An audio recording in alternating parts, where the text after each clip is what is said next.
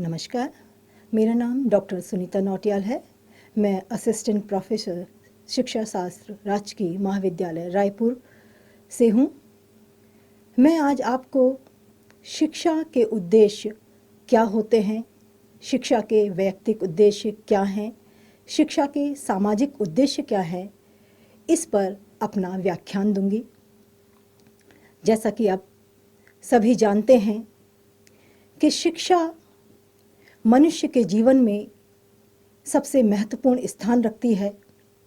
शिक्षा ही वह आधार होती है जो मनुष्य के जीवन में परिवर्तन लाती है। शिक्षा आप सभी जानते हैं जीवन से यानी कि हमारे जन्म से हमारे मृत्यु पर्यंत यानी कि हमारे अंत तक हमारे साथ रहती है और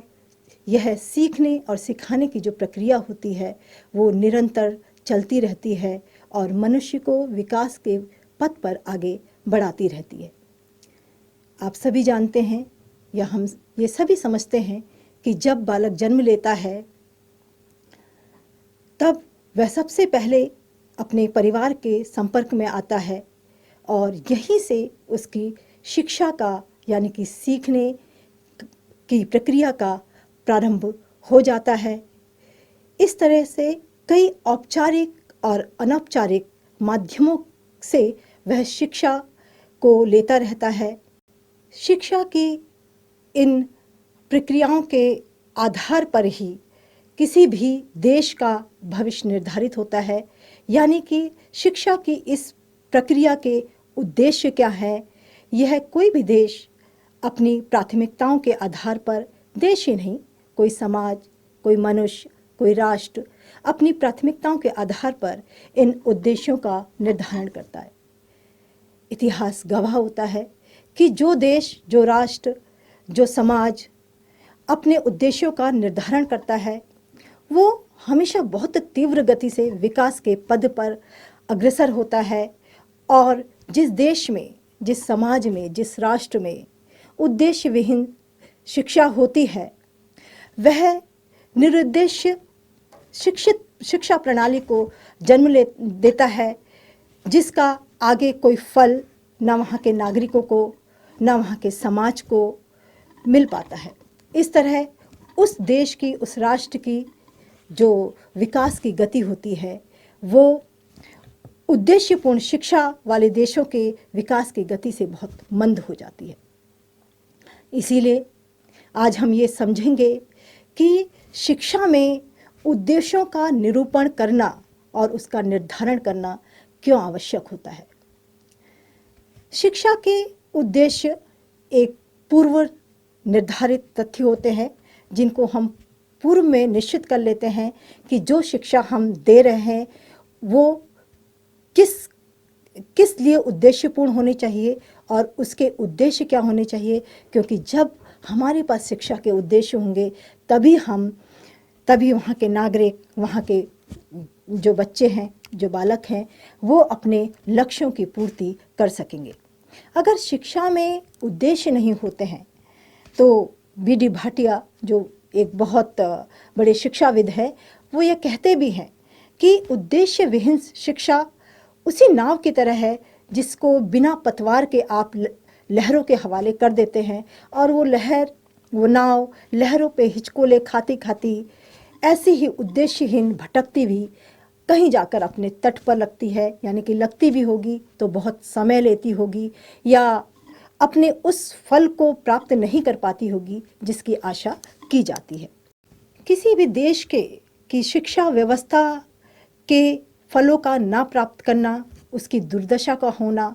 शायद इसी बात का द्योतक होता है कि उस देश की, उस समाज की जो शिक्षा होती है उसमें वह उन उद्देश्यों को पूरित नहीं करती है जिनकी कल्पना कोई समाज, कोई राष्ट्र, कोई मनुष्य करता है। इसलिए शिक्षा का उद्देश्यपूर्ण होना यानी कि शिक्षा हमने किन उद्देश्यों, किन लक्ष्यों के लिए रखी गई है, इसका निर्धारण सबसे पहले उन शिक्षाविदों ने करना चाहिए, उन समाज के लोगों ने करना चाहिए जो अपनी आकांक्षाओं के अनुरूप उस शिक्षा को बना रहे हैं। तो आज हम जानेंगे कि शिक्षा के उद्देश्य क्या होते हैं, इनकी परिभाषाएं क्या होती है, इसके अर्थ को थोड़ा हम समझने की कोशिश करेंगे और व्यक्ति के संदर्भ में और समाज के संदर्भ में हम आज इस पर चर्चा करेंगे। सबसे पहले हम समझते हैं कि शिक्षा के उद्देश्यों का महत्व क्या होता है और इसकी आवश्यकता क्यों होती है। देखिए, अगर शिक्षा उद्देश्यहीन होगी तो वो अर्थविहीन भी होगी। वह किसी भी समाज के लिए काम नहीं आ सकेगी, क्योंकि हम जानते हैं जो शिक्षा होती है वो जीवन पर्यंत चलने वाली एक प्रक्रिया होती है, एक गतिशील प्रक्रिया है, जिसके द्वारा व्यक्ति अपने समाज से, अपने संस्कृति से परिचित होता है और हमारी संस्कृति के, हमारे सभ्यता के, हमारे समाज के जो पूर्व निश्चित तथ्य होते हैं, उसकी जो बातें होती हैं, वो हमारी शिक्षा आगे की ओर आने वाली पीढ़ी को बताती है अगर और उन्हें इस योग्य बनाती है कि वो इस सभ्यता का, इन लक्ष्यों का निरंतर आगे की तरफ विकास कर सके। अगर हमारे उद्देश्य सुनिश्चित नहीं होंगे, स्पष्ट नहीं होंगे, तो हम किसी भी ऐसी फलदायी शिक्षा की कल्पना नहीं कर सकते हैं जो हमारे राष्ट्र के या हमारे समाज के या हमारे आने वाली पीढ़ी के कार्य आ सके। तो हमें शिक्षा के निश्चित उद्देश्य को, और कम से कम औपचारिक शिक्षा में इन उद्देश्यों के निर्धारण की निश्चित उद्देश्यों के निर्धारण की अत्यंत आवश्यकता होती है। तभी हम समाज को वो शिक्षा दे सकेंगे जो हमारे नौनिहालों को, जो हमारे बालकों को, जो हमारे छात्रों को एक सुनिश्चित भविष्य दे सकेंगी और वो हमारे जो हमारी संस्कृति के है, हमारे जो मूल्य हैं, उनके वाहक बन सकेंगे आगे आने वाले टाइम के लिए। तो हम कुछ तथ्यों को जानते हैं कि इसका महत्व क्यों आवश्यक होता है। यानी कि अगर हम देखिए, सबसे पहले यह है कि अगर हम शिक्षा के उद्देश्य हम पे नहीं होंगे तो आप लक्ष्य निर्धारित नहीं कर सकते हैं कि आपको अपने आगे आने वाले जीवन में क्या करना है। ठीक है, क्योंकि उद्देश्य हम पे होते हैं तो हमें पता होता है हमें क्या करना है, क्यों करना है और कब करना है, कैसे करना है। इसके अलावा अगर हमें शिक्षा की प्रक्रिया, हम जान रहे हैं कि जो एजुकेशन है वो एक प्रोसेस है, एक प्रक्रिया है। अगर हमें उद्देश्य मालूम होते हैं तो हम इस प्रक्रिया का संचालन एक सही ढंग से कर पाते हैं, एक सुनिश्चित रूप से कर पाते हैं, जैसा कि हमको इस प्रक्रिया का निर्धारण करना है। उद्देश्य विहीन होकर हम इस प्रक्रिया का निर्धारण नहीं कर सकते। इसके अलावा हर एक मनुष्य के जीवन में उसका एक अपना विज़न होता है, एक दृष्टिकोण होता है, जिसके आधार पर हम ये सुनिश्चित करते हैं कि उसके आने वाले जीवन में उद्देश्य क्या होंगे, और इसी के लिए हम औपचारिक शिक्षा का विधान करते हैं। तो हर एक औपचारिक शिक्षा में ये नितांत आवश्यक हो जाता है कि हम उसके उद्देश्य पूर्व निर्धारित करें, उसी के अनुरूप जो बालक है अपने आगे आने वाले जीवन में शिक्षा के उन उद्देश्य के अनुसार अपने लक्ष्यों की प्राप्ति को कर सकेगा या पा सकेगा। और अगर हम पहले से ही शिक्षा के उद्देश्यों का निर्धारण करते हैं, तभी हम एक बेहतर पाठ्यक्रम का, शिक्षण विधियों का, शिक्षण टेक्निक्स का और अपनी पाठ्य पुस्तकों का निर्माण कर सकेंगे, क्योंकि हमें पता होता है कि हमारे पास शिक्षा के ये उद्देश्य हैं जो हमें अपने बालकों को, अपने आगे आने वाली पीढ़ी को देने हैं। और शिक्षा के उद्देश्यों का एक महत्वपूर्ण योगदान ये होता है कि ये बालक में या मनुष्य में उत्साह का वर्धन करता है, क्योंकि उद्देश्यहीन शिक्षा आपका जो उत्साह है वो कम कर देती है और आपके मार्ग को भटका देती है। उद्देश्य अगर हमारे सामने होता है तो हम बड़े उत्साह से उस ओर, अपने लक्ष्य की ओर आगे को बढ़ते हैं। इसके अलावा उद्देश्यपूर्ण शिक्षा का जो एक महत्वपूर्ण पक्ष होता है वो होता है ये आपका समय को बचाता है, आपकी शक्ति को सही दिशाओं में लगाता है, आपके जो धन होता है उसके अपव्यय को, क्योंकि सबसे बड़ी एक समस्या आती है हमारे समय का, हमारी शक्ति का, हमारे धन का जो अपव्यय है, जो इस समय हम देख रहे हैं वर्तमान में। शिक्षा की जो दुर्दशा के कुछ कारणों में से ये भी है कि जब हम उद्देश्यहीन शिक्षा को देते हैं तो इन सब की बर्बादी का वो कारण बनता है। इसलिए उद्देश्यपूर्ण शिक्षा नितांत आवश्यक है। उसकी प्रासंगिकता वर्तमान में है, भूत में थी और भविष्य में बनी रहेगी। शिक्षा के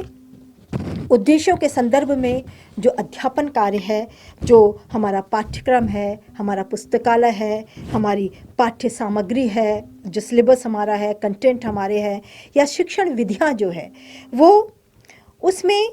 हम वर्तमान स्थिति का मूल्यांकन कर सकते हैं और ये एक तरीके से हमारे लिए एक प्रकाश बिंदु जो होते हैं, जो लाइट पॉइंट होते हैं, उनका कार्य करता है, जो उद्देश्य होते हैं शिक्षा के। और ये जो हमारी शिक्षा का ऑर्गेनाइजेशन है यानी संगठन है, उसको बनाने में, उसको व्यवस्थित करने में जो शिक्षा के उद्देश्य हैं वो अपना महत्वपूर्ण जो भूमिका है वो अदा करते हैं। इसलिए शिक्षा के उद्देश्यों का पहले निर्धारण किया जाना नितांत और बहुत महत्वपूर्ण पक्ष होता है। शिक्षा के हम उद्देश्यों को निर्धारित करें कि ये शिक्षा हम क्यों दे रहे हैं और किस लिए दे रहे हैं। इसके उद्देश्य अगर स्पष्ट होंगे तो ये निश्चित ही अपने जो इसका लक्ष्य है, जो इसका कार्य है, उसमें सफल होगा। इसके बाद मैं आपको बताऊंगी कि जो शिक्षा के उद्देश्य हम बनाते हैं या निर्धारित करते हैं, उनको प्रभावित करने वाले यानी कि उनको इफेक्टिव, जो जिनसे वो इफेक्टिव होते हैं या इफेक्ट डालने वाले या उनको निर्धारित करने वाले कारक क्या क्या होते हैं, वो कौन से फैक्टर्स हैं जो शिक्षा के उद्देश्यों को प्रभावित करते हैं। हम जानते हैं कि जो मनुष्य है वो एक सामाजिक प्राणी है और शिक्षा के उद्देश्यों का, इसीलिए शिक्षा के जो उद्देश्य होते हैं उनका निर्धारण हम जो समाज के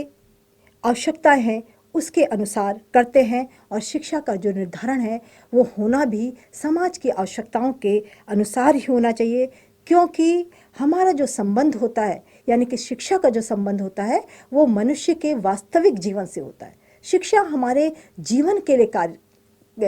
को व्यवस्थित करने के लिए, उसको और अच्छा करने के लिए अपना कार्य करती है। इसीलिए शिक्षा का संबंध मनुष्य के वास्तविक जीवन से होना चाहिए, ना कि उसकी आभासी दुनिया से। इसीलिए जो शिक्षा होती है वह समाज की मूल आवश्यकताओं से उसका सरोकार होता है। और इसीलिए हर एक देश का, हर एक स्थान का, हर एक जाति का, हर एक समय के अनुसार जो शिक्षा के जो उद्देश्य होते हैं वो बदलते रहते हैं। जैसे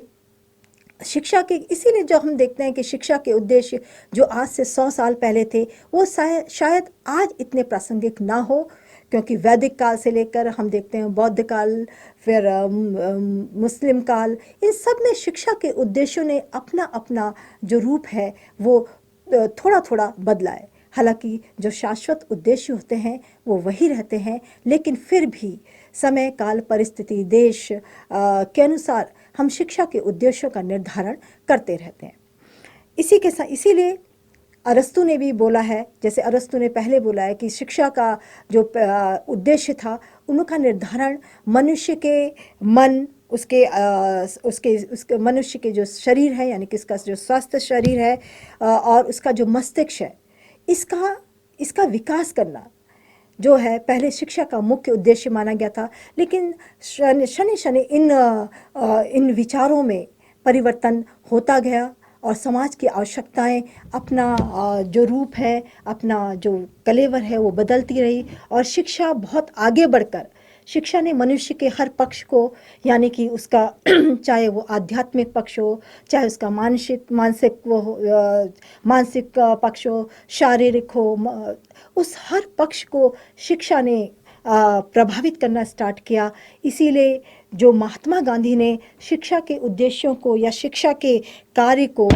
शिक्षा के अर्थ को बहुत अच्छी तरह से निरूपण करते हुए कहा है कि जो शिक्षा का उद्देश्य होता है या शिक्षा का जो कार्य होता है वो मनुष्य के या बालक के मन का, मस्तिष्क का, उसके शरीर का और उसकी आत्मा का सबसे सर्वोत्तम और सबसे सर्वोत्कृष्ट विकास करना होता है। यानी कि आज शिक्षा के उद्देश्य ऐसे होने चाहिए जो मनुष्य के और बालक के हर एक पक्ष का विकास कर सके, निर्माण कर सके। जैसा कि मैंने अभी आपको बताया कि जो शिक्षा के उद्देश्य होते हैं वो हमारी आवश्यकता के अनुसार ही उनका निर्धारण किया जाता है और ये आवश्यकताएं भी व्यक्ति के अनुसार और समाज के अनुसार अलग अलग रूपों में हम इनको देखते हैं। आप देखते होंगे कि जब हम व्यक्ति के अनुसार शिक्षा के उद्देश्यों का निर्धारण करते हैं तो कई पक्षों को हम सामने रखकर शिक्षा के उद्देश्यों को बनाते हैं। एक व्यक्ति के लिए उसके शारीरिक जो आवश्यकताएं हैं उनके अनुरूप हम शिक्षा के उद्देश्यों का निर्धारण करते हैं। उसके मानसिक आवश्यकताओं के अनुरूप हम शिक्षा के उद्देश्यों का निर्धारण करते हैं। उसकी भावात्मक, उसकी चारित्रिक यानी कि कैरेक्टर के अकॉर्डिंग उसके लिए शिक्षा के उद्देश्यों का निर्धारण करते हैं। उसकी आध्यात्मिक जो ज़रूरतें हैं उसके अकॉर्डिंग हम शिक्षा के उद्देश्यों का निर्धारण करते हैं और उसकी व्यावसायिक आवश्यकताएं क्या है उसके अनुरूप हम शिक्षा का निर्धारण करते हैं। यानी कि एक इंडिविजुअल के लिए शिक्षा के उद्देश्य कैसे होने चाहिए, क्योंकि ये बहुत आवश्यक होता है कि एक व्यक्ति से ही हम एक समाज की संरचना की कल्पना करते हैं। इसलिए यह बहुत आवश्यक होता है कि सबसे पहले हम बालक के लिए या किसी मनुष्य के लिए, व्यक्ति के लिए शिक्षा के उद्देश्यों का जो है निर्धारण करें, तभी हम एक अच्छे समाज की कल्पना कर सकेंगे। और दूसरी तरफ जब हम आते हैं कि समाज के अकॉर्डिंग या समाज के लिए हम शिक्षा के उद्देश्यों को किस तरीके से बनाएं, तो उसमें भी कई सारे आवश्यकताएं होती हैं या कई सारे जो ज़रूरतें होती हैं समाज की, किसी राष्ट्र की, किसी समूह की, जिसके अनुरूप हम शिक्षा के उद्देश्यों को निर्धारित करते हैं या उनका निर्धारण करते हैं, उनको निश्चित करते हैं। तो जो समाज की जो आवश्यकता है उसमें पारिवारिक आवश्यकताएं आपकी आ जाती हैं, उसमें आपकी किसी भी समाज की आर्थिक आवश्यकताएं हैं, राजनीतिक आवश्यकताएं हमारी क्या होती हैं, किसी भी राष्ट्र की, किसी भी समाज की, किसी समूह की, किसी राज्य की, उसके अकॉर्डिंग हर एक जो समाज का ये स्तर है वो अपने अनुरूप शिक्षा के उद्देश्यों का निर्धारण करता है। किसी राष्ट्र की क्या आवश्यकताएं हैं, हर एक राष्ट्र की समय के अनुरूप, इस परिस्थितियों के अनुरूप, उसकी संस्कृति के अनुरूप जो उद्देश्य हैं, आवश्यकता हैं, वो बदलती रहती हैं और उन्हीं आवश्यकता के अनुरूप उसको अपनी शिक्षा के उद्देश्यों का निर्धारण करना पड़ता है। तभी वो आगे आकर एक अच्छे भविष्य की कल्पना, एक सुंदर भविष्य की कल्पना को कर सकते हैं। इसी तरीके से अंतर्राष्ट्रीय आजकल वैश्विक जो है दौर है, सारा विश्व एक पटल पर है, तो वैश्विक स्तर पर शिक्षा के उद्देश्यों को, शिक्षा की आवश्यकताओं को हम किस रूप में देखते हैं और हमारी आवश्यकताएं क्या है वैश्विक पटल पर, किसी भी राष्ट्र की और समाज की, तो उस संदर्भ में हमको शिक्षा के उद्देश्यों का निर्धारण करना पड़ता है। तो एक समाज की जो ज़रूरत है वो शिक्षा के उद्देश्यों का निर्धारण करके ही हम उसको पूरी कर सकते हैं, क्योंकि तभी जब उद्देश्यपूर्ण शिक्षा हमारी होगी तभी वो चाहे सामाजिक स्तर पर हो, चाहे राष्ट्रीय स्तर पर हो, चाहे वैश्विक स्तर पर हो, अपनी आवश्यकताओं की पूर्ति शिक्षा के द्वारा वो समाज, वो राष्ट्र, वो अंतर्राष्ट्रीय बिरादरी कर सकेगी। इसके आगे थोड़ा सा मैं आपको बताऊंगी कि जो शिक्षा के उद्देश्य होते हैं उनको प्रभावित करने वाले बहुत सारे कारक होते हैं, फैक्टर्स होते हैं, क्योंकि हम देखते हैं कि शिक्षा के उद्देश्य जो पूर्व में थे वो वर्तमान में शायद बदल गए हैं। और इससे आगे भी मैंने आपको बताया कि शिक्षा के उद्देश्य स्थान, काल, परिस्थिति, समय के अनुसार अपने रूप को बदलते रहते हैं। इसी क्रम में मैं आपको बता रही हूँ कि जो शिक्षा के उद्देश्य होते हैं वो किन कारकों से या कौन से फैक्टर्स होते हैं जो उस पर अपना प्रभाव डालते हैं। इसमें कुछ प्रमुख कारक हैं जिनको थोड़ा सा भी मैं आपके सामने जिनकी चर्चा करूंगी। एक होता है आर्थिक कारण। किसी भी समाज की, किसी भी राष्ट्र की, किसी भी, अब तो वैश्विक संबंधों का दौर है, उसमें जो आर्थिक कारण होते हैं वो भी शिक्षा के उद्देश्यों को निरूपित करने में या निर्धारित करने में अपना महत्वपूर्ण भूमिका को निभाते हैं। इसके अलावा सांस्कृतिक कारक हैं जो शिक्षा के उद्देश्यों का निर्धारण करते हैं। जैविक कारण हैं जो शिक्षा के उद्देश्यों को निर्धारित करने पे अपनी भूमिका निभाते हैं। सौंदर्यात्मक कारक है, प्रौद्योगिक कारक है, वैज्ञानिक साइंटिफिक फैक्टर्स हैं और सोशियोलॉजिकल फैक्टर्स यानी कि समाजशास्त्रिक कारक भी जो हैं शिक्षा के उद्देश्यों का निर्धारण करते हैं। हमारे रिलीजियस, हर एक देश की अपना एक धार्मिक ढांचा होता है, अपने मूल्य होते हैं। ये धार्मिक ढांचे या ये उसकी धार्मिक जो प्रवृत्ति है वो भी शिक्षा के उद्देश्यों के निरूपण में अपना महत्वपूर्ण भूमिका का निर्वहन करती हैं। मनोवैज्ञानिक कारक होते हैं, राजनीतिक कारक होते हैं, दार्शनिक कारक हैं और अंतर्राष्ट्रीय कारक होते हैं और हमारे अपने व्यक्तिगत कारक भी, इसके साथ साथ भौगोलिक कारक भी शिक्षा के निरूपण में अपनी महत्वपूर्ण भूमिका का निर्वहन करते हैं या इनकी भूमिका होती है किसी भी समाज के लिए शिक्षा के उद्देश्यों का निरूपण करने में, किसी भी राष्ट्र के लिए की शिक्षा में अपनी भूमिका का निर्वहन करने में, अंतर्राष्ट्रीय स्तर पर कैसे शिक्षा हो उसके उद्देश्यों का निरूपण करने में, इन सभी कारकों की अपनी महत्वपूर्ण भूमिका होती है। इसके आगे हम चलते हैं कि शिक्षा के मुख्य उद्देश्य क्या है। देखिए, सबसे पहले मैं आपको ये स्पष्ट कर दूं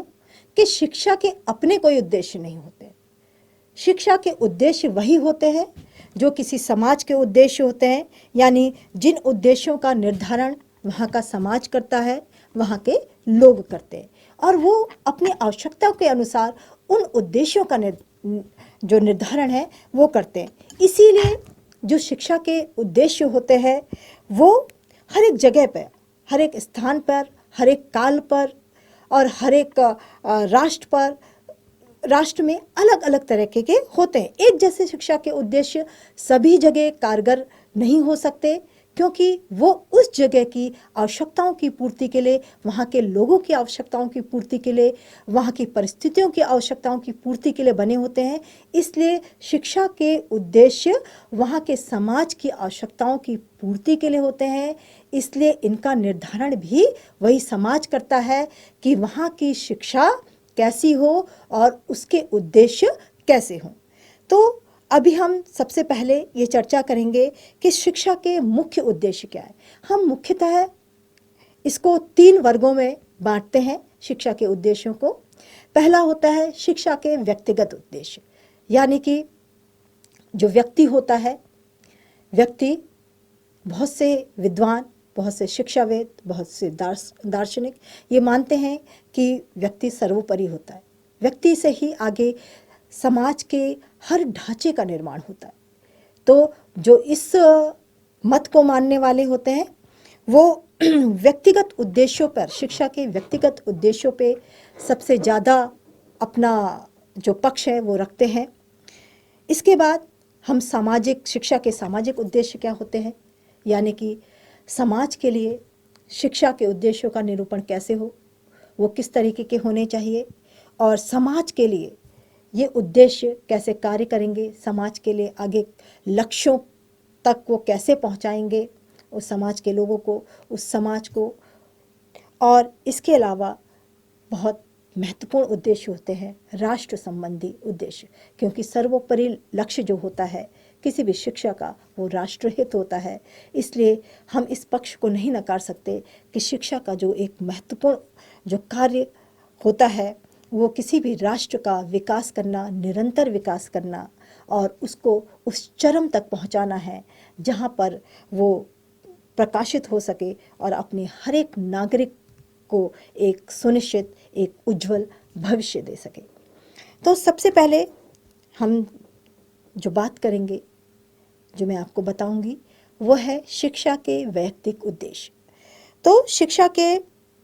जो वैयक्तिक उद्देश्यों के बारे में जब हम बात करते हैं तो मैंने आपको पहले भी बता रही हूँ कि वैयक्तिक में हम एक व्यक्ति के बारे में बात करते हैं, यानी कि इंडिविजुअल ऑब्जेक्टिव्स के बारे में जब हम बात करते हैं, एक इंडिविजुअल के ऑब्जेक्टिव्स के बारे में, तो उसमें किसी भी व्यक्ति की, किसी भी मानव की क्या रुचि है, उसकी क्या क्षमता है, उसकी क्या आकांक्षा है, उसकी अभिरुचि क्या है, उसका इन सभी चीज़ों को हम ध्यान में रखते हुए शिक्षा के इन उद्देश्यों का निर्धारण करते हैं। यानी कि हर एक व्यक्ति हम मानते हैं एक दूसरे से अलग होता है, हर एक व्यक्ति की अपनी रुचियां होती हैं, अपनी अभिरुचियां होती हैं, अपनी क्षमताएं होती हैं, अपनी मानसिक क्षमताएं होती है, अपनी शारीरिक क्षमताएं होती है। उस अकॉर्डिंग, उसके अनुसार उसको शिक्षा मिले, उसके उद्देश्य हमें निर्धारित करने होंगे। और अगर उसके अकॉर्डिंग हमने बालक के अनुसार अगर हम शिक्षा के उद्देश्यों का निर्धारण करते हैं तो निश्चित ही वो अपने उन लक्ष्यों तक पहुंचता है जिसका निर्धारण वो करता है, जिस लक्ष्य का निर्धारण वो करता है वहाँ तक हम उसको पहुँचा सकते हैं, उसके अनुसार शिक्षा के उद्देश्यों को बना करके। तो शिक्षा के व्यक्ति के यानी कि व्यक्तिक जो उद्देश्य होते हैं उसके किस अनुसार वो होते हैं, उसमें कुछ बिंदुओं को हम थोड़ा सा चर्चा करते हैं। उस बिंदुओं को मैं आपको स्पष्ट करूँगी कि व्यक्ति के अनुसार किन किन पक्षों को ध्यान में रखकर हम शिक्षा के उद्देश्यों का निर्धारण कर सकते हैं। तो सबसे पहले है उसका शारीरिक विकास का उद्देश्य। जैसे अरस्तु भी कहते हैं कि स्वस्थ शरीर में ही स्वस्थ मस्तिष्क का निर्माण होता है। यानी कि अगर एक बालक का हम शरीर स्वस्थ नहीं रख सकते, अगर एक बच्चे का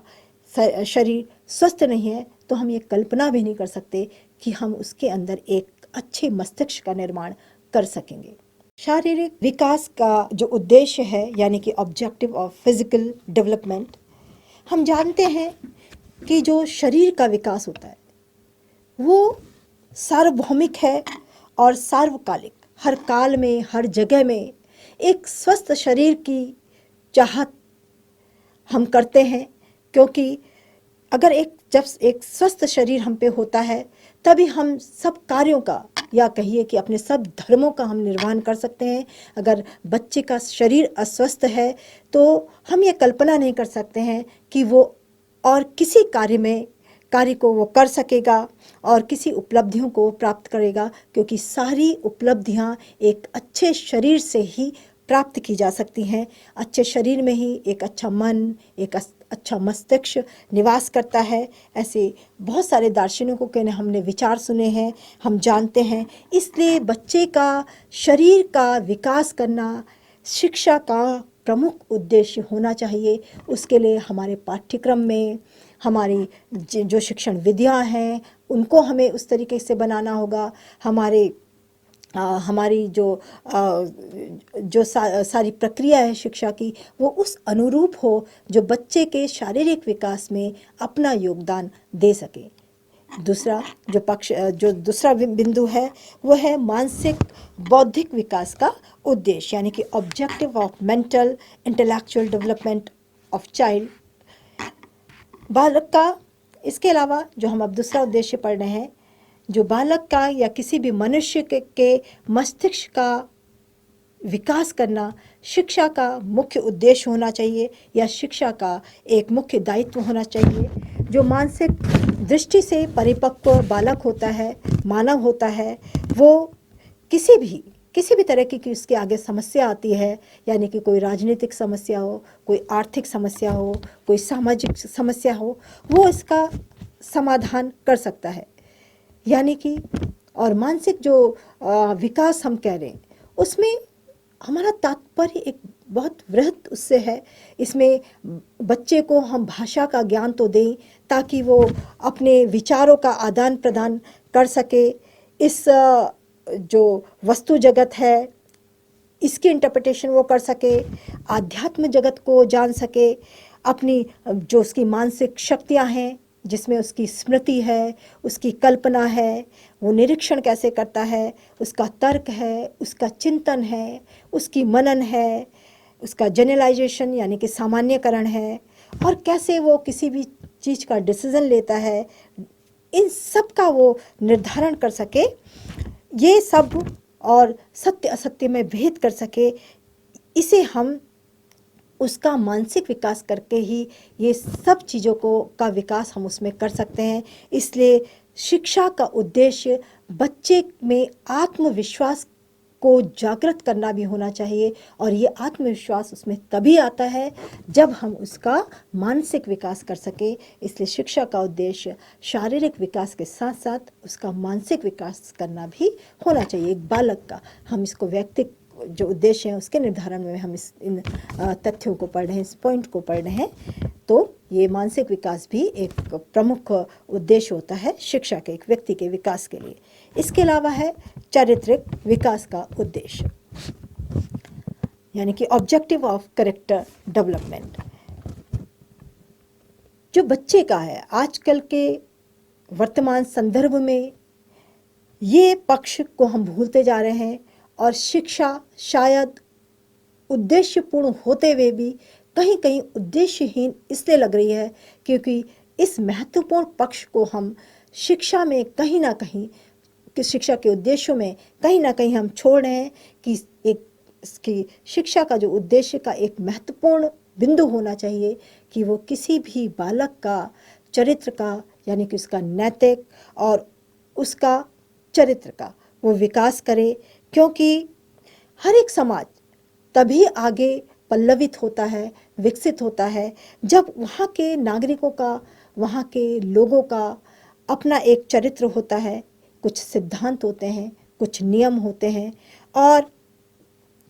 इनके पालन के लिए हमारी चारित्रिक यानी कि हमारे कैरेक्टर की शक्ति की बहुत आवश्यकता होती है। अगर हमारी चारित्रिक शक्ति हम पे ना हो तो हम किसी भी समाज के जो नियम हैं, वहाँ के जो सिद्धांत है, उसका पालन नहीं कर सकेंगे, और इसी तरीके से वो समाज धीरे धीरे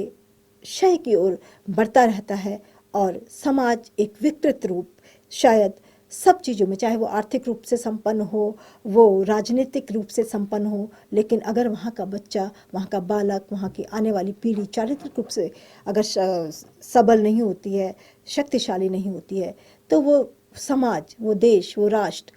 वो विकास नहीं कर पाता जिसकी हम कल्पना करते हैं, या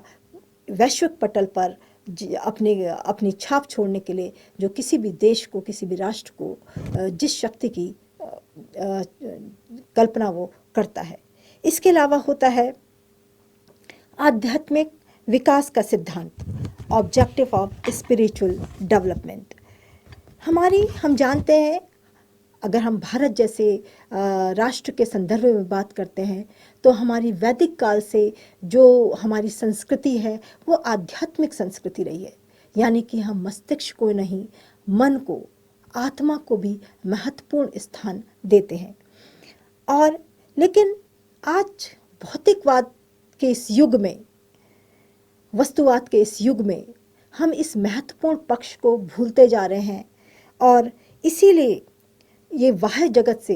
इस फिजिकल वर्ल्ड से जब हमारे बच्चे इतने प्रभावित हो रहे हैं कि जब वो अपनी मूल संस्कृति को, अपनी मूल्यों को, अपने आदर्श को भूलते जा रहे हैं, और हमारे समाज की जो परिकल्पना हमारे वैदिक काल से हम करते आए हैं, विज्ञान के साथ साथ इन मूल्यों के संवहन की, संवर्धन की कल्पना जो हम कर रहे हैं, उसे हम इसीलिए नहीं पूर्ण कर पा रहे हैं कि शिक्षा के उद्देश्यों में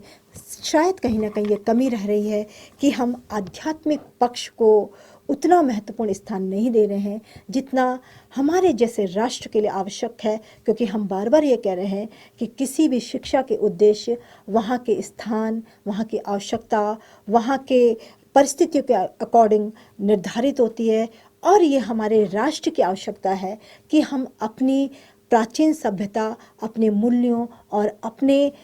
सभ्यता का भी संवर्धन, अपनी संस्कृति का भी संवर्धन और उसको सुरक्षित रख सके, उसके लिए हमें ऐसे उद्देश्यों को निर्धारण करना पड़ेगा जो हमारे इन मूल्यों को आगे की ओर बढ़ा सके और एक पीढ़ी से दूसरी पीढ़ी की तरफ इनका संवहन हो सके। इसके अलावा है, अगर व्यक्तिगत उद्देश्यों की हम बात करते हैं, सांस्कृतिक विकास का उद्देश्य, ऑब्जेक्टिव ऑफ कल्चरल डेवलपमेंट। हम जानते हैं कि आज हमारे आगे जो सबसे बड़ी समस्या आ रही है कि इस वैश्विक दौर में, इस वैश्विक युग में हम इतना प्रभावित हो रहे हैं दूसरी संस्कृति से कि हम भारत, जो हमारे राष्ट्र की ये विराट संस्कृति है, उसका ना संवर्धन कर पा रहे हैं, ना उसको, जबकि होना ये चाहिए कि हमारी जो संस्कृति को आगे को संवहन भी आगे होना चाहिए और वैश्विक पटल पर हमें भारतीय संस्कृति को स्थापित करना होगा। और वह तभी हो सकता है जब हम अपने शिक्षा में इस तरीके के उद्देश्यों को रख सके कि वो हमारी संस्कृति को संरक्षित ही ना करे बल्कि उसका आगे संवर्धन भी करे और एक पीढ़ी से दूसरी पीढ़ी अपने इस दायित्व को समझे कि उसको अपनी संस्कृति का संवर्धन करना है और अपने को अपनी संस्कृति में के अनुकूल ढालना है। ये शिक्षा का व्यक्तिगत विकास में एक महत्वपूर्ण भूमिका निभाने के लिए शिक्षा को अपने उत्तरदायित्वों को निभाना होगा। तभी हम अपने जो हमारे राष्ट्र की, भारत जैसे विशाल राष्ट्र की इतनी वैभवशाली जो हमारी संस्कृति है उसको का संवर्धन हम युगों युगों तक के लिए कर सकेंगे। फिर है बालक में वैज्ञानिक दृष्टिकोण का विकास। हम जानते हैं कि अगर चाहे प्रगतिशील राष्ट्र हो, चाहे विकसित राष्ट्र हो, चाहे अविकसित राष्ट्र हो, किसी भी तरह के क्या राष्ट्रीय विकास का ढांचा हो, समाज का ढांचा हो, वह तभी तरक्की कर सकता है या विकास कर सकता है जब वो और चीज़ों के साथ साथ तकनीकी के क्षेत्र में, विज्ञान के क्षेत्रों में रुचि बढ़ाए, अपनी समझ बनाए और उसको आगे की ओर बढ़ाए। क्योंकि जैसे जैसे समय आगे बढ़ता है हमारी आवश्यकताओं के रूप बदलते हैं और अगर हम नई तकनीक को नहीं जानेंगे, नए टेक्नोलॉजी के साथ, नए विज्ञान के साथ, नए आविष्कारों के साथ नहीं जुड़ेंगे तो कहीं ना कहीं हम अपने समाज के उस ढांचे को नहीं बदल सकेंगे जो हमें और अच्छी ऊंचाइयों की ओर ले जाए, जो हमारी आवश्यकताओं की पूर्ति उस परिस्थिति के अनुसार, उस समय के अनुसार कर सके जिसकी हमें आवश्यकता है। इसके अलावा आर्थिक सक्षमता का उद्देश्य या विकास। शिक्षा का सबसे, मैं मानती हूँ कि एक प्रमुख उद्देश्य होता है बच्चे को स्वावलंबी बनाना, यानी कि उसको आर्थिक रूप से संपन्न करना, आर्थिक रूप से उसे अपने स्वावलंबी बनाना, अपने पैरों में खड़ा करना। और इसके लिए आवश्यक है कि शिक्षा में ऐसे उद्देश्य होने चाहिए जो आगे आने वाले समय में उसको आर्थिक रूप से निर्भर बना सके, वो किसी अन्य पर निर्भर ना हो और समाज के लिए अपने उत्तरदायित्व का, अपने लिए, अपने परिवार के लिए, इस राष्ट्र के लिए अपने जितने भी उत्तरदायित्व हैं उनका निर्वहन कर सके। इसके अलावा अगला उद्देश्य होने चाहिए अच्छी रुचियों का विकास हम कैसे करें। यानी कि अगर शिक्षा ऐसी हो जो इस तरह की रुचियाँ बच्चे के अंदर उत्पन्न करे, जो उसको स्वावलंबी बनाए, उसके अंदर आत्मविश्वास जागृत करे, उसके अंदर उत्साह जागृत करे, उसको आगे आने वाले समय में कर्मशील बनाए। अगर ऐसे शिक्षा हमारे अपने इन उद्देश्यों को पूरी करती है तो निश्चित है इस देश का हर बालक स्वावलंबी होगा, आत्मविश्वासी होगा और अपने उत्तरदायित्वों का जो निर्वहन है अपने समाज के लिए, अपने परिवार के लिए, इस राष्ट्र के लिए अवश्य पूरी करेगा। इसके बाद है, क्योंकि भारत एक विश्व के सबसे बड़े लोकतंत्र को चलाता है। भारत इस गौरवशाली वो गौरवशाली देश है जिसके पास विश्व का सबसे बड़ा प्रजातंत्र है। और कोई भी प्रजातंत्र तभी चलता है जब वहाँ का नागरिक अपने उत्तरदायित्वों का निर्वहन करे, अपने कर्तव्यों का निर्वहन करे, अपने सामाजिक दायित्वों को समझे। इसलिए शिक्षा का ये उद्देश्य हो जाता है, शिक्षा को इन उद्देश्यों को रखना चाहिए सामने कि कोई भी बालक अपने नागरिकी गुणों को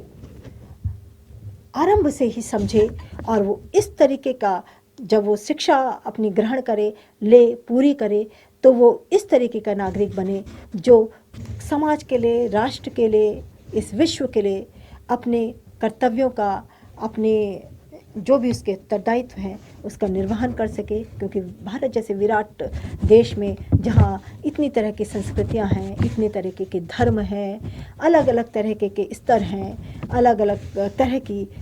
समस्याएं भी हैं, उन सब के साथ अपना सामंजस्य बैठाता हुआ और बेहतरी के लिए आगे कार्य करता है और इस राष्ट्र को और नित्य नए आगे आने वाले नित्य नए समय में वो प्रगति की ऊंचाइयों पर ले जाना चाहता है। इसके बाद एक महत्वपूर्ण आपको बताती हूँ शिक्षा का जो उद्देश्य होता है। हम मानते हैं जो महत्वपूर्ण शिक्षा का जो कार्य और उद्देश्य होता है वो समायोजन करना होता है। यानी कि समायोजन का मतलब होता है अपने बाहरी, चाहे वो उसका बालक का बाहरी वातावरण हो, चाहे उसका आंतरिक वातावरण हो, उसके साथ कैसे वो अपना सामंजस्य स्थापित कर सके। यानी कि सामंजस्य इस तरीके का हो जिससे कि उस व्यक्ति को भी और उस समाज को भी जहाँ पे वो रह रहा है, जिससे उसका अंतर संबंध है, जिसमें रह के वो सर्वाइव कर रहा है, वहाँ पे उन दोनों को एक स्थायी संतुष्टि मिल सके। डीवी ने भी इस पर कहा है कि जो सामंजस्य होता है, जो संतुलन होता है, वो सबसे प्रमुख उद्देश्य होता है शिक्षा का, जिसके द्वारा बालक में अपने सामाजिक गुणों का विकास होता है, सामाजिक चेतना उसमें आती है और वो सामाजिक कार्यों में अपनी भागीदारी सुनिश्चित करता है। उसमें एक दूसरे के प्रति प्यार का, आदर का, सहयोग का, इन सभी गुणों का विकास ये सामंजस्य, ये उद्देश्य पूरा करता है और वो अपने कर्तव्यों का निर्वहन करता है। इसके बाद हम आते हैं शिक्षा के सामाजिक दायित्व क्या होते हैं। हम जानते हैं कि मनुष्य एक सामाजिक प्राणी होता है और बालक जो होता है वो समाज का अभिन्न अंग होता है। हम अपनी छोटी से लेकर बड़ी आवश्यकताओं के लिए समाज पर निर्भर करते हैं। इसलिए प्रत्येक व्यक्ति का ये उत्तरदायित्व होता है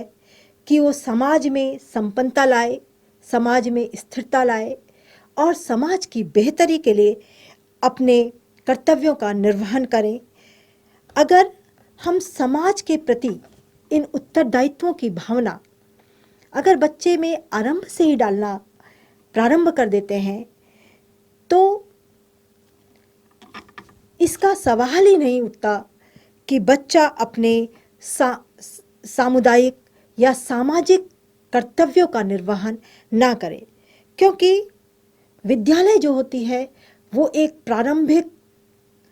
थोड़ी बड़ी परिवार से थोड़ी बड़ी सामाजिक इकाई होती है जिसमें बालक सामंजस्य करना आरंभ करता है, अपने कर्तव्यों का निर्वहन करना आरंभ करता है। अगर हम अपनी शिक्षा में इन सभी गुणों का समावेश करें तो जो बालक है वो एक अच्छा सामाजिक नागरिक, एक सामाजिक कार्यकर्ता बनकर उभरेगा और भारत जैसे राष्ट्र में एक स्वस्थ सामाजिक संगठन की कल्पना हम कर सकेंगे। और इसीलिए क्योंकि हमारी जो शिक्षा व्यवस्था है वो उन उद्देश्यों को कहीं ना कहीं पूर्ण करती है, इसलिए हमारे देश का जो सामाजिक ढांचा है वो आज भी इतना शक्तिशाली है कि हम पूरे वैश्विक पटल पर अपनी एक पहचान बनाने में सक्षम हैं। इसके बाद जो दूसरा हम बिंदु पर चर्चा करेंगे वह है समाजवादी समाज की स्थापना करना। हम जानते हैं कि जो हमारा भारतीय समाज है, इसको भारतीय समाज के रूप में एक वैश्विक समाज की भी हम जब कल्पना करते हैं, वो कल्पना करते हैं कि जो समाज हो वो समाजवादी हो, वह कल्याणकारी हो, यानी कि जहाँ पर हर व्यक्ति के लिए समानता का, स्वतंत्रता का, भ्रातृत्व का, सुरक्षा का, स्थायित्व का उसको अधिकार मिले। इन उद्देश्यों की प्राप्ति के लिए हमें शिक्षा में ऐसी व्यवस्था करनी पड़ेगी, ऐसे उद्देश्य बनाने पड़ेंगे जहाँ पर जातिवाद, संप्रदायवाद, प्रांतवाद, स्त्रियों का निम्न स्तर, बाल विवाह, दहेज प्रथा, बाल श्रम, इन जैसी कुरीतियों के लिए कोई स्थान ना हो। अगर शुरू से ही हम ये समझ अपने बालक के अंदर उत्पन्न करते हैं तो ये बुराइयां कभी समाज में आ ही नहीं सकती। और इन बुराइयों को दूर भगाने का सबसे सशक्त माध्यम होता है शिक्षा। अगर हम शिक्षा में इस तरीके के उद्देश्यों को डालते हैं, उनका निर्धारण करते हैं, जो बालक में समझ उत्पन्न करे कि इस तरह के जो विघटनकारी तत्व हैं, इनसे किसी भी समाज का उत्थान नहीं होता है, वरन उसका क्षय होता है, उसका विघटन होता है, तो कभी भी ये बुराइयां हमारे समाज में नहीं आएगी और धीरे धीरे समाज एक स्वस्थ परंपरा की ओर जाएगा। एक प्रगतिशील, एक विकसित देश के रूप में हमारा देश और विश्व के सभी देशों की हम ऐसी कल्पना कर सकते हैं जहाँ पे कल्याणकारी और समाजवादी एक लोकतंत्र, एक समाज की कल्पना हम कर सकेंगे। इसके अलावा है, अगर हम सामाजिक उद्देश्यों को सामने रखते हैं, उसमें है सामाजिक बुराइयों का अंत करना।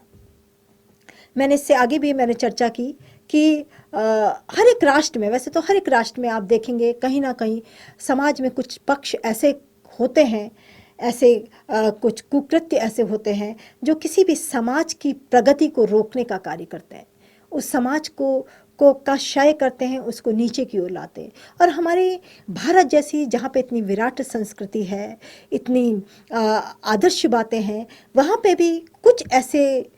हमारे उसमें ऐसी कुरीतियाँ हैं जिसमें मैंने अभी नाम लिया, जातिवाद है, दहेज प्रथा है, बाल विवाह था, स्त्री लिंग भेद है, स्त्रियों के प्रति निम्न दृष्टिकोण है, ये विधवा पुनर्विवाह निषेध है, ये सब समाज के विघटन का कार्य करते हैं। तो हमें ये समझना होगा कि शिक्षा में हमारे पास ऐसा पाठ्यक्रम हो, ऐसी पाठ्यपुस्तकें हों, उसमें इस तरीके के हम पाठ्य वस्तु को डाल सकें, इस तरीके की विधियों को बना सकें जिनसे बालक शुरू से ही इन बुराइयों को समझ सके और उसका जो मानसिक विकास है, उसका जो आध्यात्मिक विकास है, उसकी चेतना जो है वो इन चीज़ों को समझ सके कि इन कुरीतियों से जो समाज का कभी भी भला नहीं होता है, वरन ये किसी भी समाज को, किसी भी राष्ट्र को, विश्व को पतन की ओर अग्रसर करती है। तो शिक्षा का उद्देश्य ये भी होना चाहिए कि वो समाज से जो सामाजिक बुराइयां हैं उनका अंत कर सके। इसका है सामाजिक उद्देश्यों को व्यापक रूप में स्वीकारना। अगर हम एक अच्छे समाज की कल्पना अगर हम करते हैं, हम ये चाहते हैं कि जो समाज हो वहाँ की परंपराएं स्वस्थ हो, समाज शक्तिशाली हो, समाज की अच्छी चीज़ें आदर्श स्थिर हों, तो हमें समाज जो उद्देश्य हैं, यानी कि जो समाज की आवश्यकताओं को पूरी के पूरक होते हैं, उनको स्वीकार करना होगा। स्वीकारना इन द सेंस व्यापक रूप में सभी को से स्वीकारना होगा। यानी कि हम कट्टरवादिता, वर्तमान परिप्रेक्ष्य में भी हम देखते हैं कि भारत जैसा देश जो प्रगति के पथ पर नित्य अग्रसर हो रहा है, वहाँ पे अभी भी कुछ ऐसी कट्टरपंथी चीज़ें हैं जो हमारे समाज को प्रगति के पथ पर थोड़ा सा रोकने का कार्य करती है। तो हमें शिक्षा को प्रजातंत्र के रूप में, प्रजातंत्र के समाजवाद के रूप में स्वीकार करना है, जहाँ पे हर एक लोगों के लिए वही समान धारणाएं, अवधारणाएं हो, जहाँ पे कोई विभेद ना हो, जहाँ पे कोई अंतर ना हो, जहाँ पे हमारे अधिकार जितने हमें मिले हैं वो सभी के लिए समान हो, सभी की स्वतंत्रता समान हो। अगर बालक को हम हमारी शिक्षा ये आरंभ से ही सिखाएगी तो निश्चित ही वो समय दूर नहीं होगा जब एक स्वर्णिम समाजवाद की कल्पना भारत पूर्ण रूप में कर सकेगा। अंत में मैं आपको थोड़ा बताना चाहूँगी कि भारत जैसे देश के परिप्रेक्ष्य में हम शिक्षा के उद्देश्यों का निर्धारण किस तरीके से कर सकते हैं या हमें करना चाहिए। आधुनिक भारत में शिक्षा के उद्देश्य कैसे हों, इस पर थोड़ी सी चर्चा हम करेंगे। हम जान रहे हैं, हम समझते हैं, हमें पता है कि भारत आज भी सबसे विराट संस्कृति को पूरे विश्व में धारण करता है। सबसे विराट, सबसे बड़े लोकतंत्र को भारत चलाता है। तो हम समझते हैं कि भारत जैसे देश में शिक्षा के मुख्य उद्देश्य क्या होने चाहिए। सबसे पहला है व्यक्ति का सर्वांगीण विकास, यानी कि हार्मोनियस डेवलपमेंट ऑफ पर्सनैलिटी। हमने इससे पहले भी चर्चा की है कि किसी भी देश की, किसी भी समाज की उन्नति तभी हो सकती है जबकि वहाँ के बालक का हम शारीरिक दृष्टि से, बौद्धिक दृष्टि से, संवेगात्मक दृष्टि से, आध्यात्मिक दृष्टि से उसका विकास कर सके, यानी कि कोई भी पक्ष उसका छूटे ना। लेकिन इस सब के बावजूद उसका जो विकास है, उसकी समस्त जो व्यावसायिक पक्ष हैं और उसकी जो रचनात्मक शक्ति है, उसके विकास से होना चाहिए। इस उद्देश्यों की पूर्ति हम तभी कर सकते हैं जब हम किसी भी बालक को रचनात्मक कार्यों की तरह, यानी कि क्रिएटिव जो वर्क है उसकी तरफ, और क्रियात्मक कार्य, जहाँ पे क्रियात्मक और रचनात्मक कंस्ट्रक्टिव कार्य, उसकी तरफ हम उसको लगाएं, ताकि उसमें चाहे वो कलात्मक हो, चाहे वो सांस्कृतिक हो, चाहे वो साहित्यिक हो, चाहे वो विज्ञान के पक्ष में हो, उसकी रुचियां बढ़ सकें और वो अपने को अभिव्यक्त कर सके। सबसे बड़ा जो महत्वपूर्ण चीज़ होती है किसी भी बालक की अभिव्यक्ति, और वो अपने को अभिव्यक्त तभी कर पाएगा जब हम उसकी क्रियात्मकता को और उसकी रचनात्मकता को बढ़ाएंगे। तो शिक्षा हमेशा इन उद्देश्यों को पूरित करने वाली होनी चाहिए, ताकि बच्चा आगे चलकर किसी भी क्षेत्र में अपने भविष्य का निर्माण कर सके और इस देश के नवनिर्माण में अपना योगदान दे सके। इसके बाद है,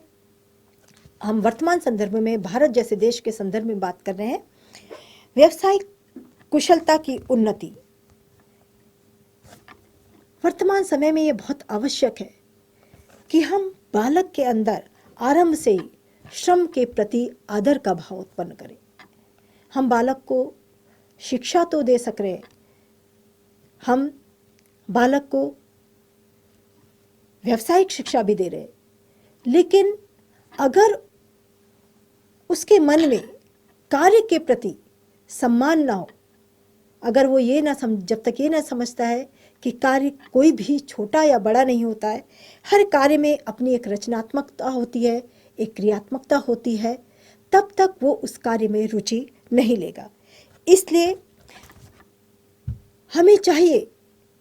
कि हम आरंभ से इस तरह की शिक्षा का विकास करें, इस तरह की प्रणालियों का विकास करें कि बालक की रुचि किसी भी कार्य के प्रति आरंभ से ही बननी शुरू हो जाए और उसके मन में अपनी शिक्षा के प्रति असंतोष न उत्पन्न हो। क्योंकि एक बड़ा जो शिक्षा के क्षेत्र में एक ये बात उभर के आ रही है कि बच्चा शिक्षा को निरुद्देश्य पूर्ण से ढंग से पूर्ण करता है और आखिर में आकर जब उसकी वो शिक्षा पूर्ण होती है तो वो शिक्षा फलदायी शिक्षा साबित नहीं होती है। इसके पीछे ये बड़े कारण होते हैं कि हम उसमें एक रचनात्मकता का बोध उस बालक को नहीं कराते हैं और वो उसमें रुचि नहीं ले पाता है। अगर बालक उसमें रुचि नहीं लेता है तो आगे आने वाले भविष्य में वो उसमें कुशलता, दक्षता प्राप्त नहीं कर पाता है। तो ये बहुत और उसके आर्थिक उन्नति का साधन वो शिक्षा नहीं बन पाती। इसीलिए हम उसको उद्देश्यहीन शिक्षा या बेरोजगारों की जो खेप उत्पन्न करने वाली शिक्षा का हम इसको नाम दे रहे हैं। इसलिए शिक्षा क्रियात्मक, रचनात्मक और रुचि पैदा करने वाली होनी चाहिए। तो शिक्षा को बनाते समय या शिक्षा का निर्माण करते समय उसके इन उद्देश्यों को, उसकी रचनात्मकता और उसकी क्रियात्मकता, उसकी रुचि के पक्ष को जरूर ध्यान में रखा जाना चाहिए। इसके अलावा है व्यवहारिक शिक्षा। देखिए वर्तमान में क्या उससे आगे भी शायद शिक्षा का एक ये बड़ा दोष है कि हम शिक्षा को ज़्यादा सैद्धांतिक और पुस्तकी कर देते हैं। यानी कि पुस्तकी पाठ्यक्रम, सैद्धांतिक पाठ्यक्रम हावी हो जाता है व्यवहारिक पाठ्यक्रम पर। और चूँकि हमारा जो लेना देना है वो व्यवहारिक जीवन से होता है। किसी भी बालक को आगे चलकर व्यवहारिक जीवन का जो है वास्तविक जीवन का सामना करना पड़ता है। तो शिक्षा में उद्देश्य हमें शिक्षा ऐसी प्रदान करनी चाहिए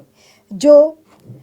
उसके व्यवहारिक जीवन में कार्य आ सके, जो उसके बौद्धिक चेतना को जगा सके, जो उसकी व्यवहारिक कुशलता को बढ़ा सके, जो उसे कौशल प्रदान कर सके, जो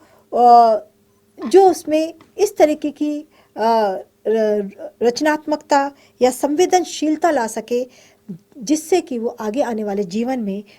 उनको व्यवहारिकता में या व्यवहारिक जीवन में उस शिक्षा को उतार सके, उसका लाभ ले सके। इसके बाद है राष्ट्रीय संदर्भ में हम शिक्षा के उद्देश्यों की जब बात कर रहे हैं, नैतिक एवं चारित्रिक विकास। हमारे देश में आज की वर्तमान शिक्षा में हम देख रहे हैं, चाहे हमारी टेक्निकल एजुकेशन हो, वो भी अपने निरंतर विकास के पथ पर अग्रसर है। हम विज्ञान की शिक्षा है, टेक्निकल एजुकेशन है, हमारी साहित्यिक शिक्षा है, हमारी सैद्धांतिक शिक्षा है, हर तरह की शिक्षा जो है हम दे रहे हैं। और शिक्षा का जो हमारा आज का ढांचा है वो बहुत उन्नत है, लेकिन फिर भी कहीं ना कहीं हम जा रहे हैं, समझ रहे हैं कि जो हमारे सामाजिक मूल्य हैं, जो हमारी सांस्कृतिक मूल्य हैं, जो हमारे आदर्श हैं, उनमें कहीं ना कहीं ह्रास होता जा रहा है। और इसीलिए सामाजिक जो हमारी चीज़ें हैं, जो हमारा सामाजिक ढांचा है, जो हमारी संस्कृति है,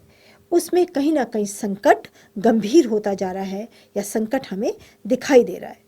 यानी कि जो आज की आने वाली भावी पीढ़ी है, जो वर्तमान की जो हमारी जनरेशन है, उसमें जो हमारे सांस्कृतिक संबंधी नियम है, हमारे समाज के संबंधी नियम है, उसमें आस्था कहीं कम हो रही है। तो अगर ये चीज़ अगर हम इसमें गंभीरता से ध्यान नहीं देंगे तो ये संकट होता है एक संस्कृति पर, एक सामाजिक ढांचों पर, एक हमारे आदर्शों पर, समाज के आदर्शों पर, वहाँ के नियमों पर। तो इसे हम शिक्षा के द्वारा इस नैतिक बल को, इस चारित्रिक बल को हम बढ़ा सकते हैं बालकों के अंदर और इसको प्राप्त कर सकते हैं। यानी कि अगर किसी भी देश का, किसी भी समाज का व्यक्ति चारित्रिक रूप से भी अगर शक्तिशाली होता है तो वो देश चहुँ दिशाओं में प्रगति करता है। वो अपने परिवार का भी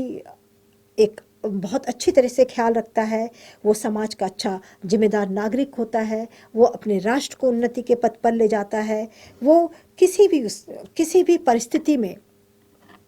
किसी भी परिस्थिति में अपने आत्मविश्वास को नहीं खोता है और अनैतिक व नैतिक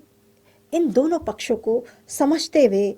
अपने वही कार्य करता है जो उसे उचित जान पड़ते हैं। तो हमारी शिक्षा का एक उद्देश्य होना चाहिए कि वो बालकों के चारित्रिक विकास में, उनके नैतिक विकास में अपनी महत्वपूर्ण भूमिका निभाए और शिक्षा में इस तरह के उद्देश्यों को रखे जो हमारे बालक में आरंभ से ही नैतिक विकास और उसका चारित्रिक विकास कर सके। फिर है,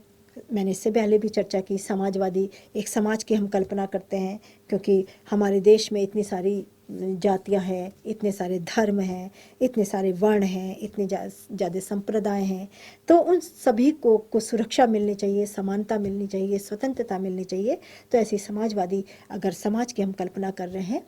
तो ऐसे उद्देश्य हमारे अवश्य होने चाहिए शिक्षा में, जो आरंभ से ही बच्चे के अंदर इन सभी जो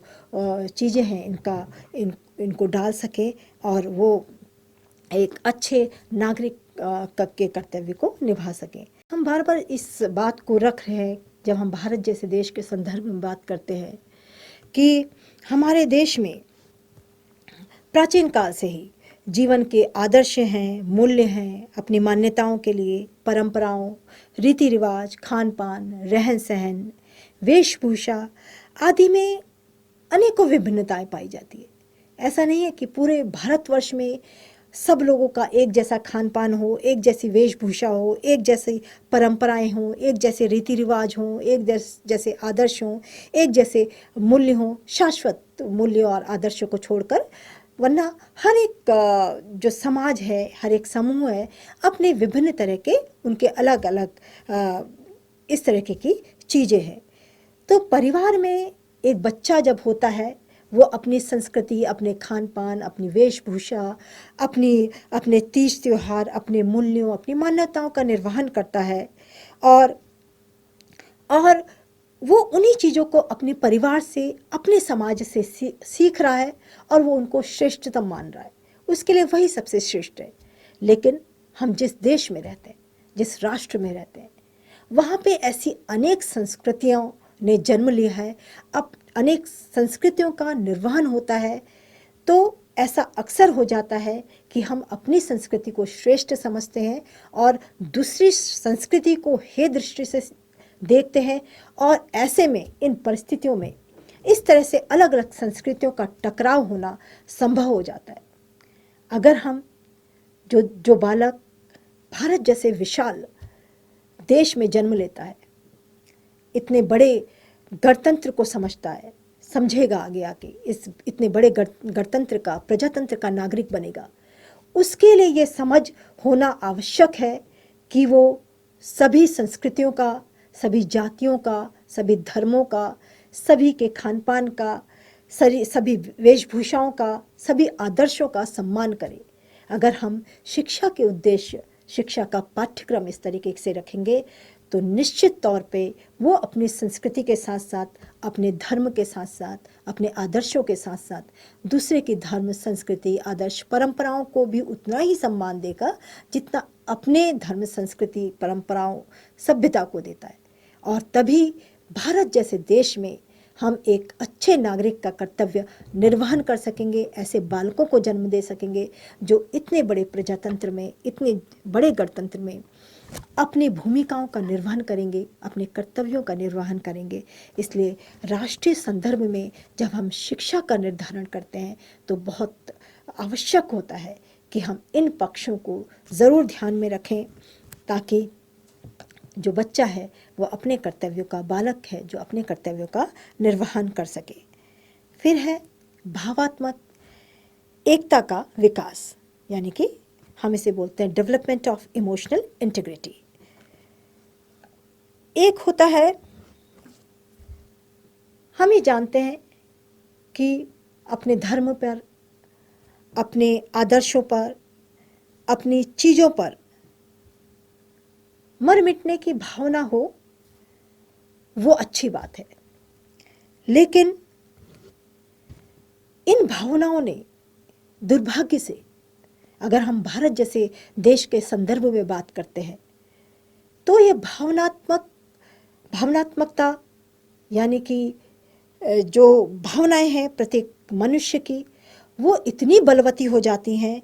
कि भारत जैसे देश में, हमने इससे आगे भी बात करी, जहाँ पे विभिन्न संप्रदाय निवास करते हैं, विभिन्न संस्कृतियाँ हैं, धर्म है, खान पान है, वहाँ पे इस भावनात्मकता के कारण इतना टकराव उत्पन्न हो जाता है जो जातीयता की भावना, सांप्रदायिकता, भाषावाद, ऐसी विघटनकारी प्रवृत्तियों को जन्म देता है और ये समाज के लिए विघटन का कारण बन जाते हैं। और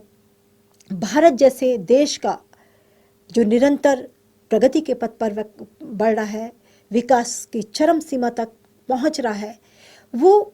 इस विकास की गति को रोकने का कार्य करती है। अतः यह बहुत आवश्यक है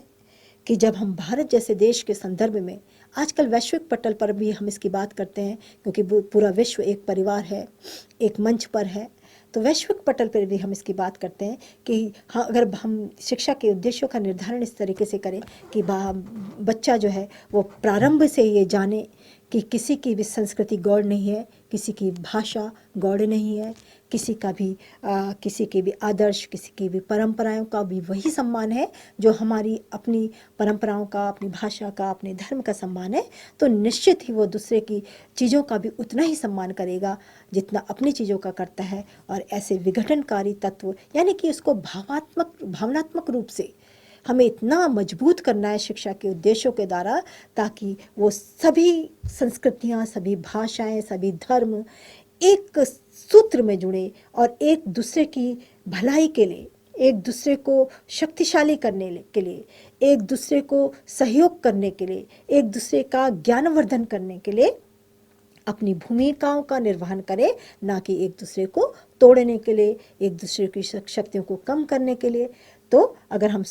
आरंभ से ही इस तरह के उद्देश्य बनाते हैं तो कभी भी किसी भी देश में ऐसी विघटनकारी चीज़ें नहीं होती हैं और वो देश, वो राष्ट्र, वो विश्व, ये विश्व आगे की तरफ निरंतर एक दूसरे के साथ भाईचारे की भावना के साथ आगे को विकास के लिए कार्य करेगा। फिर है लोकतंत्र और लोकतंत्री नागरिकता की शिक्षा। इसको बार बार हम बता रहे हैं, आप सबको पता है कि भारत एक लोकतांत्रिक प्रणाली का निर्वहन करता है। भारत पे अपना लोकतंत्र के सिद्धांत हैं, लोकतंत्र के, जिसमें स्वतंत्रता है, समरसता है, समानता है, न्याय है, भ्रातृत्व है, समाजवाद है, निरपेक्षता है। लेकिन हम ये शब्द बोलते हैं,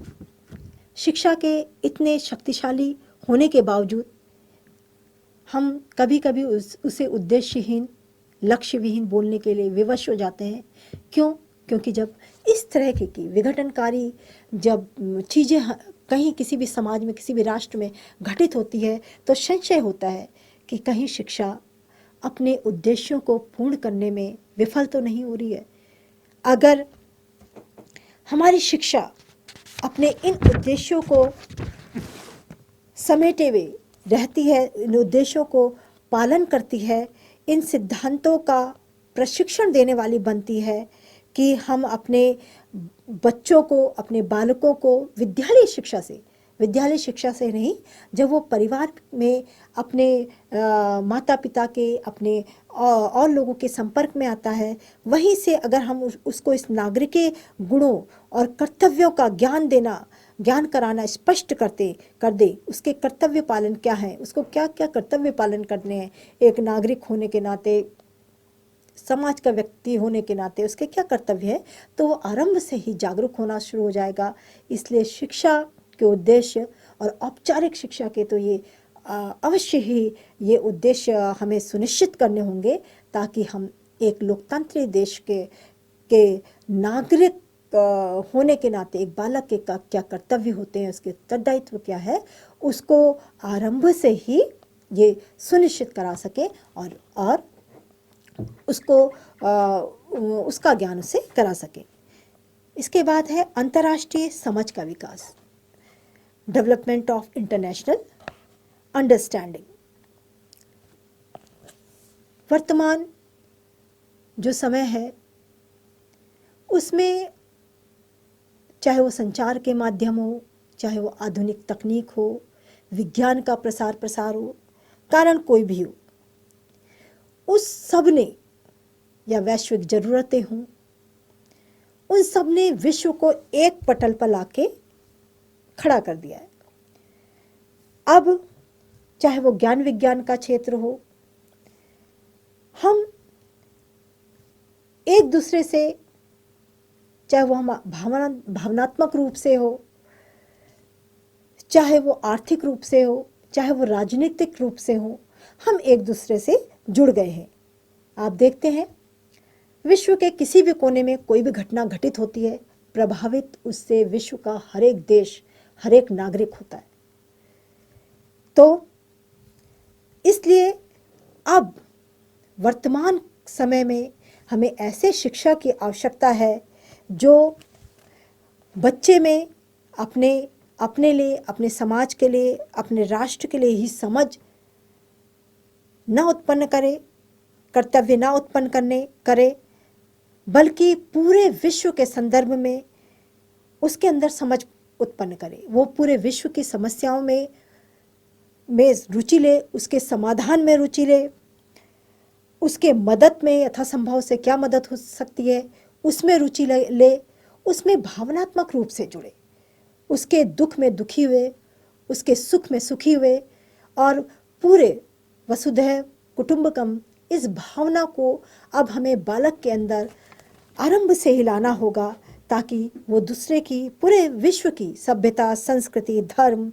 और ज्ञान की जानकारी ले और उनका सम्मान करे। इसके बाद है जनसंख्या शिक्षा और पर्यावरण शिक्षा। हम एक विकासशील देश है, निरंतर विकास की ओर आगे बढ़ रहे हैं, और इसमें कोई दो राय नहीं, कोई शक नहीं कि बहुत जल्द भारत विकसित देशों की श्रेणी में आ जाएगा। लेकिन उसके लिए हमें प्रचुर मात्रा में प्रयास करने होंगे, जिसमें सबसे पहला प्रयास होगा जनसंख्या विस्फोट पर नियंत्रण करना। इसलिए शिक्षा का प्रमुख उद्देश्य ये होना चाहिए कि वो आरंभ से ही बालक को ये समझाए कि उसके लिए राष्ट्र हित सर्वोपरि है, और उसे राष्ट्र हित के बारे में ही सोचना होगा, और राष्ट्र हित में जो चीज़ें अहितकारी सिद्ध होती हैं उसमें कौन कौन से वो तत्व होते हैं जो राष्ट्र के विकास में बाधक बनते हैं, उसमें जनसंख्या जो अनियंत्रित होना है, पर्यावरण का जो हम विध्वंस होता है या पर्यावरण असंतुलन है, अगर हम इस सब चीज़ों के बारे में बालक को आरंभ से ही शिक्षित करेंगे, यानी कि पर्यावरण शिक्षा के बारे में, जनसंख्या शिक्षा के बारे में, तो इससे उपजी सारी समस्त समस्याओं को बालक समझेगा और स्वार्थ से परे होके, यानी कि राष्ट्र हित पे, समाज हित पे, विश्व हित पे, वैश्विक हित पे वो अवश्य कार्य करेगा, और एक स्वर्णिम भविष्य की कल्पना हम शिक्षा के इन उद्देश्यों का निर्धारण करके अवश्य कर सकते हैं। आपने मेरे इस व्याख्यान को सुना, इस सभी के लिए मैं आपका बहुत बहुत धन्यवाद करती हूँ। धन्यवाद।